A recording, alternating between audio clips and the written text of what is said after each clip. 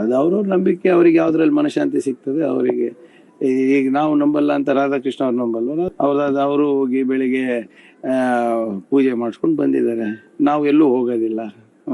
ನಾವು ಜನತಾ ಜನಾರ್ದನ್ ಅಂತ ನಾವು ನಂಬೋರು.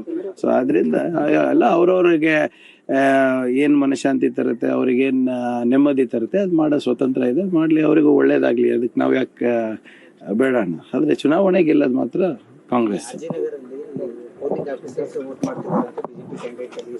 ಬಿಜೆಪಿ ಕ್ಯಾಂಡಿಡೇಟ್ ಎಲ್ಲ ಅಲಿಗೇಷನ್ ಮಾಡ್ತಾರೆ ನೋಡಿ. ಕಳೆದ ಒಂದು ವಾರದಲ್ಲಿ ಅವರು ಬದಲಾದಂತ ಏನು ಧ್ವನಿ ಇರ್ಬೋದು, ಅವ್ರ ಬದಲಾದಂತ ಸ್ಟ್ಯಾಂಡ್ಗಳು ತಾವು ನೋಡ್ತಾ ಇದ್ದೀರಾ. ನಾವು ಯಾವ್ದ್ರ ಬಗ್ಗೆ ಪ್ರಚಾರ ಮಾಡ್ತಾ ಇದೀವಿ? ಕಲಬುರ್ಗಿ ನೆಕ್ಸ್ಟ್ ಬಗ್ಗೆ ಪ್ರಚಾರ ಮಾಡ್ತಾ ಇದೀವಿ, ಹಿಂದಿನ ರಿಪೋರ್ಟ್ ಕಾರ್ಡ್ ಬಗ್ಗೆ ಪ್ರಚಾರ ಮಾಡ್ತಾ ಇದೀವಿ, ಗ್ಯಾರಂಟಿ ಬಗ್ಗೆ ಪ್ರಚಾರ ಮಾಡ್ತಾ ಇದೀವಿ. ಮುಂದೆ ಏನ್ ಮಾಡ್ತೀವಿ ಅಂತ ಹೇಳ್ತಾ ಇರೋದನ್ನ ಜನರ ಮುಂದೆ ತಗೊಂಡು ಹೋಗ್ತಾ ಇದೀವಿ. ಅವ್ರು ಯಾವ್ದ್ರ ಬಗ್ಗೆ ಮಾತಾಡ್ತಾ ಇದಾರೆ?